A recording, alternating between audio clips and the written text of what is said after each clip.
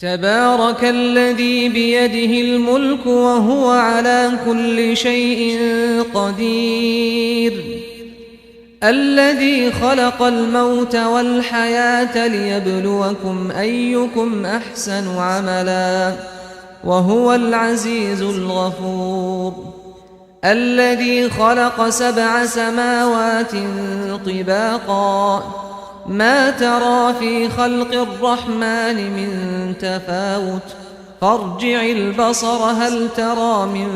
فطور ثم ارجع البصر كرتين ينقلب إليك البصر خاسئا وهو حسير